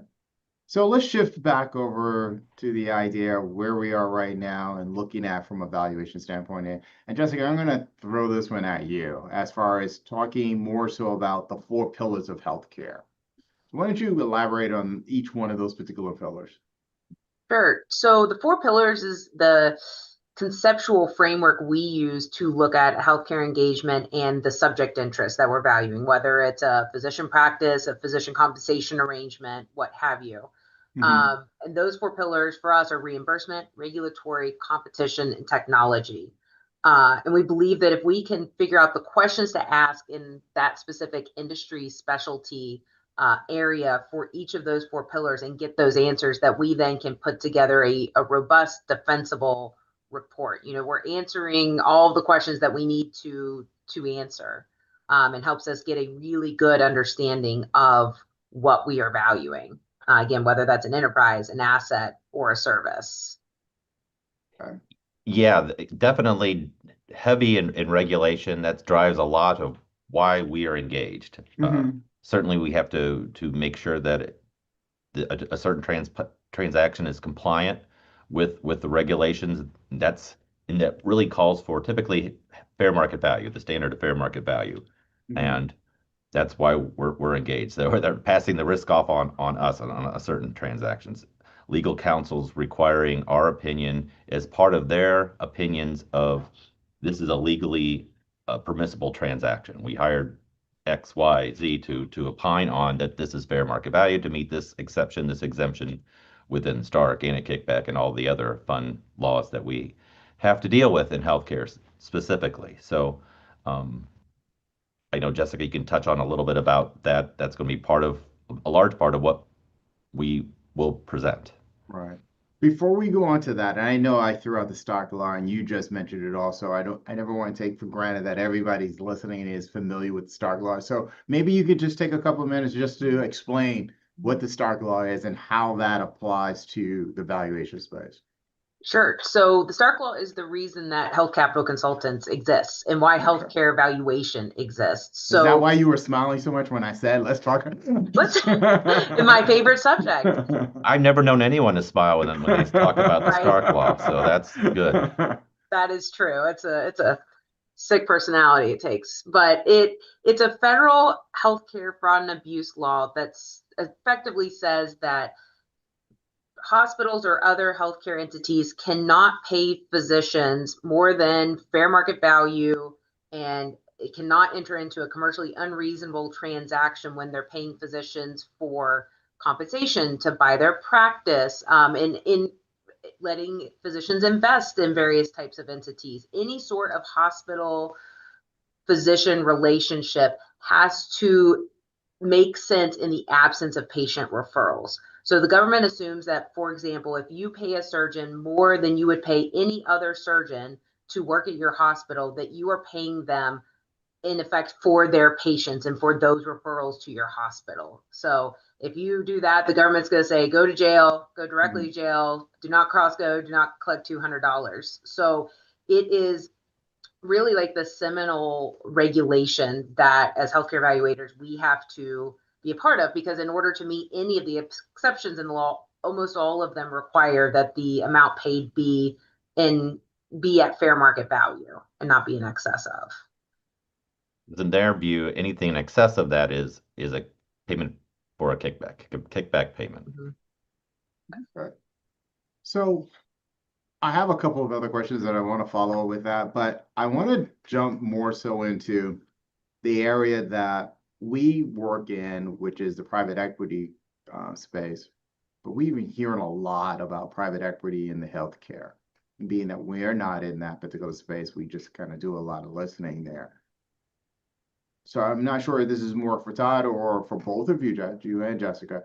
Kind of walk us through from a perspective of where private equity is right now, because we know they're sitting on a ton of money. Even if we go back to 2018-19, where they're raising a lot of capital, where do you see them fitting into the healthcare space? Because they're jumping into areas that were not necessarily private equity spaces like ESOPs, as they've been jumping into over the last couple of years. Now it seems like it's really ramping up in the healthcare, unless I'm missing something. Well, Stephen, I think it's pretty easy to see where they fit it within healthcare, because they're here. They are setting the market in a lot of places. They are the largest acquirers of healthcare assets, businesses in the industry, and there's a lot of reasons why. Certainly, the returns in healthcare have been the largest of any other income or industry sector since the 1990s. It's kind of recession proof. Certainly, that's attractive to them. There's a lot of healthcare is fragmentation. recession prooth? Yeah. Okay. They're always going to need healthcare. That is very true. The demand will be there. Demand's growing. There's a lot of fragmentation in healthcare, and opportunities to jump in and build a better mousetrap, create efficiencies, take advantage of different payer mixes, and the shift from volume-based care to value-based care. And there's that money that a lot of organizations don't have access to capital, which would allow them to participate in these new advanced payment models that are what the government and other private payers are looking to move, where they're paying for outcomes as opposed to volume. And with that opportunity, those organizations that are already participating that make themselves even more attractive to private equity. And so the holding period, while maybe a little bit longer, when I say holding period, the idea of private equity is to acquire, then to sell 3, 5, sometimes 7 years down the road, as opposed to our traditional clients that have been hospital systems that are looking to partner with physicians and allow them to provide care for into perpetuity, and can continue providing care for the community in which they serve, not to jump in and jump out like the hokey pokey. That is true. You said hospital. So let's dive into that for a moment, because you and I had this conversation about, in this particular region in New Jersey, there's Summit Medical. And Summit Medical did a lot of acquisitions. It was probably about 7 years ago, maybe? They were pretty much on fire of buying as many practices. Walk us through that overall process, and what do you think was the reasoning behind it, and why do you think it slowed down quite a bit, or has it? Well, we were involved with Summit, a decade ago during the consolidation. They were pretty much, I think, first out there with this MSO type model that is prevalent in private equity. When we talk about private equity, what they perform is created what's called a management services organization, in which certainly physicians have to own their practice. It's the corporate practice of medicine where a non-physician can't own a medical practice. So there's a physician that owns the practice. However, the private equity entity provides services, management, administrative services to these practices in which there is a return on those services being provided. We're trying to generate value. And that's one of the unique selling practices of the private equity, and that's what they pitch to the physicians whenever they are acquiring them, and they take advantage of that arbitrage. When we worked with Summit years and years ago, they thought to themselves, and we developed this model with them, like, why would we have private equity develop that and not pay us for it? Let's develop it first and sell this as an MSO type of arrangement. And the value that they received from that transaction was astronomical compared to what they private equity was paying for elsewhere, because the private equity was taking advantage of all those synergies and the things that they typically put together after a transaction, that they're they're buying for something that they don't own. And so now that they Summit owned it, that's what happened there. And what's happened from there, Stephen, you're probably more in tune with what's going on with Summit. We knew that they grow. Private equity was looking to exit that and make their returns off that. And so even that landscape is changing so much. Right. No, it has. It has. You hit on a really good point as far as when private equity gets involved in something, they're looking for that extra strategy. They're not in this to hold on to it, to grow it, to nurture it, because they're buying things for their overall investors. So it is interesting to see how that dynamic has shifted slightly here. But they are consistently still looking for other opportunity, which leads me to my final two questions that we have. We only have about 3 more minutes left. And I want to address something more from our perspective of the association, because we were looking at this from a larger perspective of hospitals and larger private equity deals, and knowing that they have roughly about 2.5, close to $3 trillion of dry powder out there to acquire, but they're looking at these larger ones. What about for the practitioners here in ACVA that deal in the more of 2 or 3 physicians that have an ENT or a general practitioner office?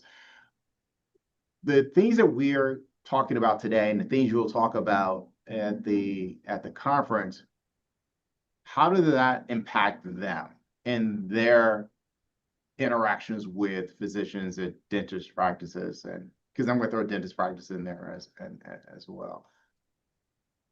Well, certainly what happens in private equity in hospitals impact the onesies and twosies medical practices that we're talking about. Those types of organizations are really trying to find a seat at the table, or they're going to go, or they're going to die. It's kind of a game of musical chairs, and medical practice are those that are trying to maintain their independence by either banding together. We're seeing a lot of work with independent practice associations, IPAs.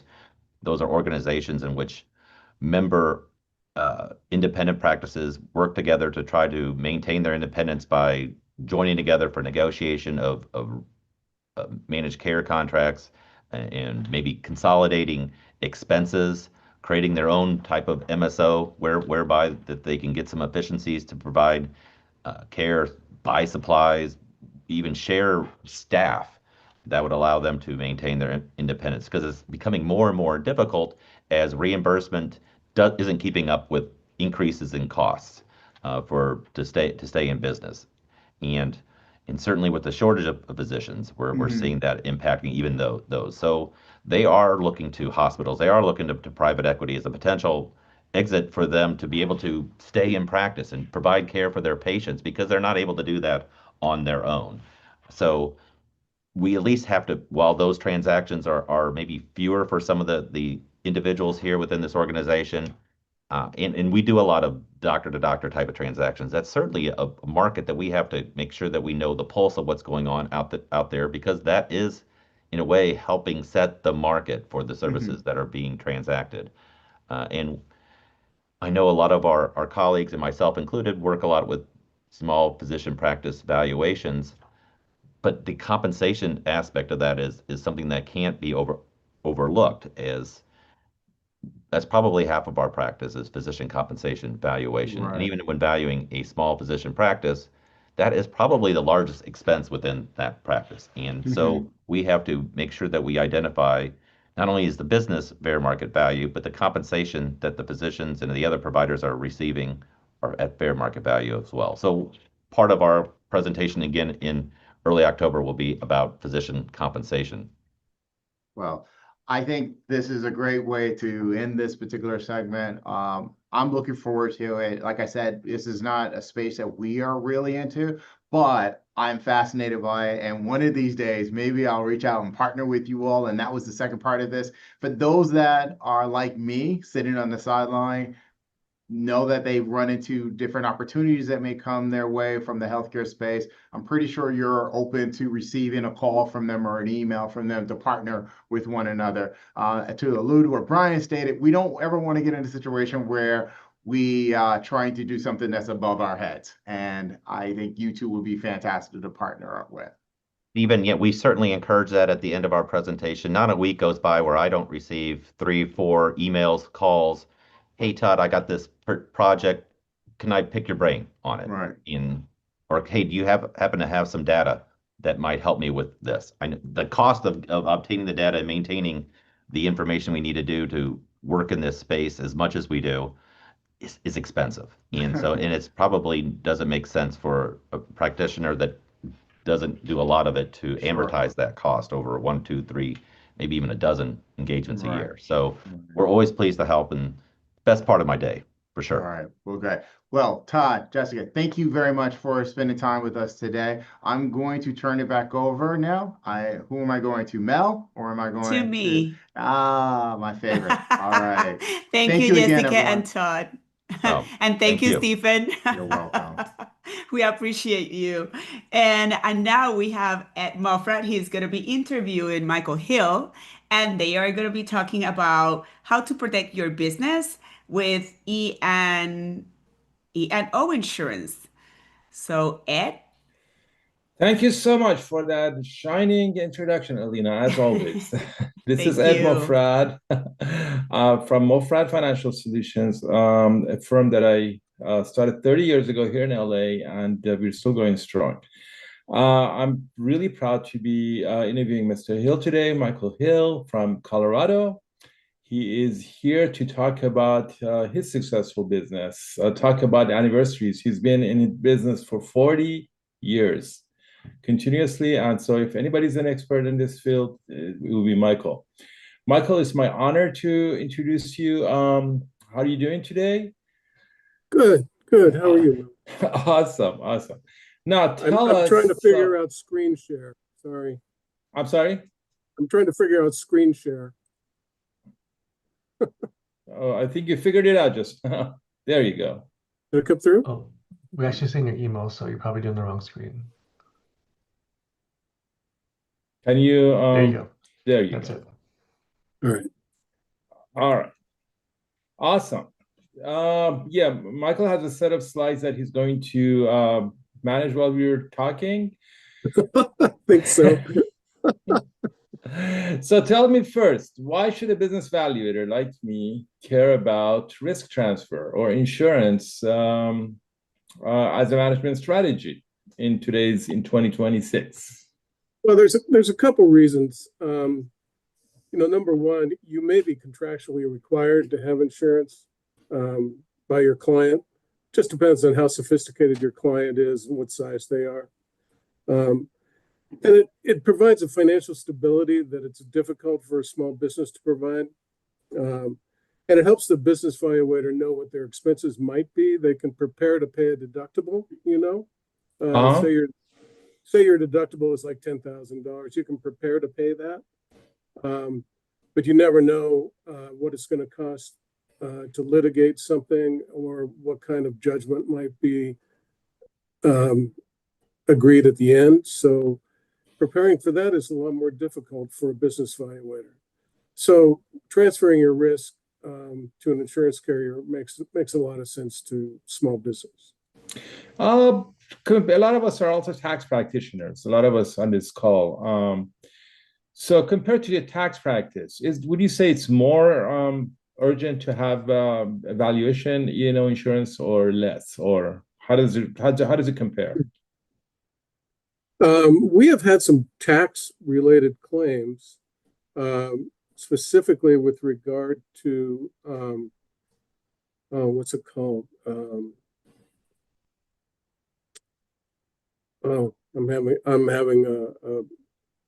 having a little trouble remembering what it was called.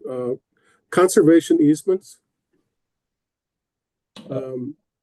And techniques like that to reduce taxes has been a significant problem for us in the past.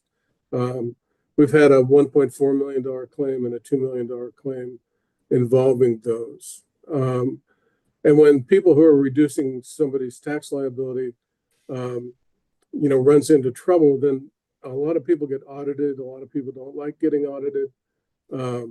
It can be a little sticky, we've found in our insurance practice.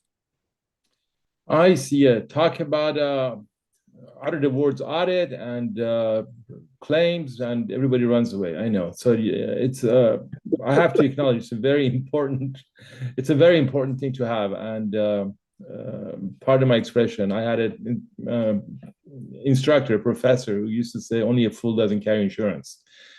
So I totally agree with you. Now, let me talk about Lloyd's of London. It's frequently mentioned with you, in association with you. Why do you tell us what you know about Lloyd's of London? How are you associated with them?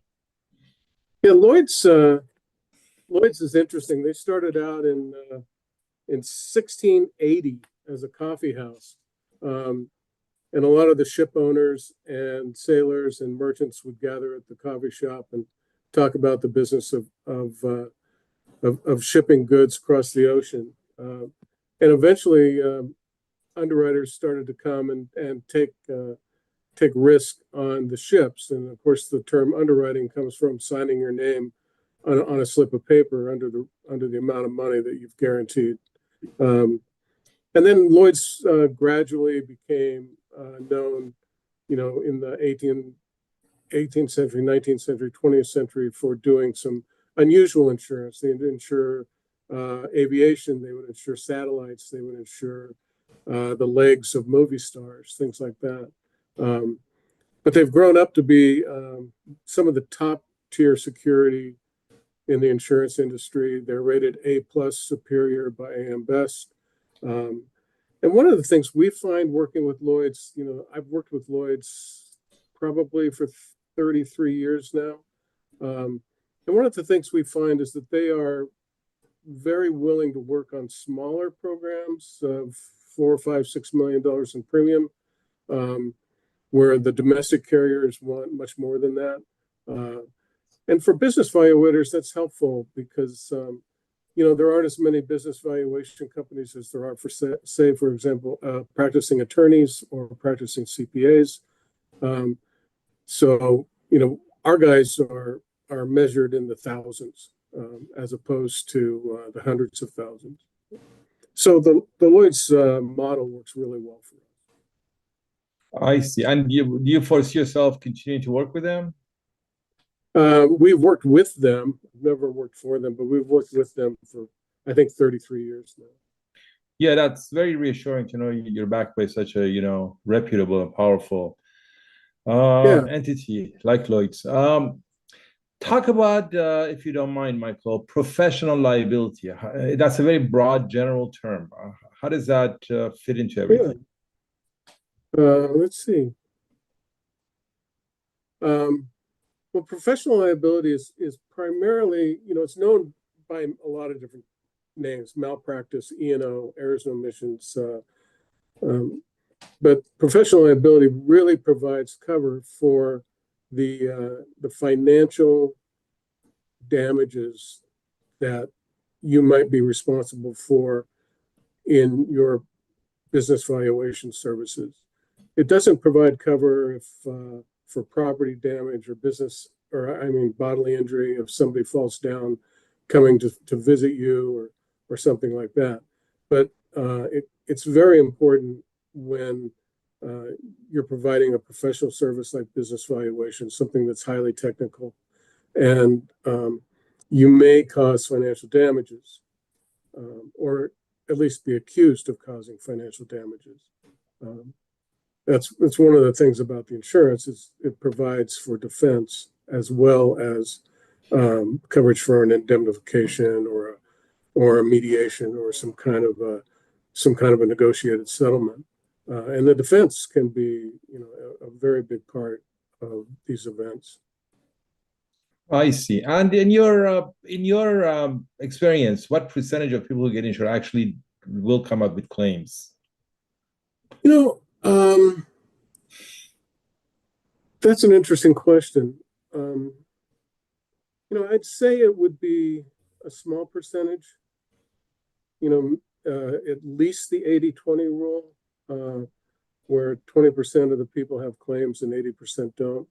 The whole idea, of course, behind insurance is spreading the risk among a wide range of people. But we have found in our practice, and we've been doing this about 9 years now, that it's the severity, not necessarily the frequency, that's the issue in this business. As I said before, we've had a $1.4 million claim, a $2 million claim. We recently settled a $600,000 claim. So there might not be a lot of them, but when we get one, it can go pretty big. I see. And you've been able to manage them successfully, all of them, correct? Pardon me? You've been able to manage them successfully, all of them, correct? Yeah, we've Lloyd's of London typically uses what's called a third-party administrator to handle their claims. We do not handle the claims at our company, but there's a company in Chicago, attorneys there, Reed Millsaps and his group. They've been doing this for, probably as long as I've been doing insurance, because I've been working with them the whole time. And they are extremely good at this. They're a group of attorneys, but they also have other attorneys working with them all throughout the United States. Sometimes it's called a claim panel or something like that. But they really know what they're doing, and they've been great for us. So let's say somebody comes to you and thinks that they may have a claim. They're not even sure. The client is beginning to, complain and whatnot. Do you right away assign them to an attorney, or do you try to look into it and possibly talk to the, potential claimant before you see if an attorney is even needed? Yeah, the situation will be evaluated, of course, and the attorneys in Chicago will look at the claim and what is being alleged, and then they will compare that to the coverage to make sure that there is coverage. The handling of claims is highly regulated in the United States. So they will go through, a prescribed steps. They will send out a notice to the insured saying that they have the measure and that they will be looking into it. Then they will send another letter later analyzing the coverage and telling the insured where their coverage is and may not be, or where there may be gaps. And then they will analyze the claim. They will hire the appropriate attorney somewhere in the United States, depending on where the claim is filed.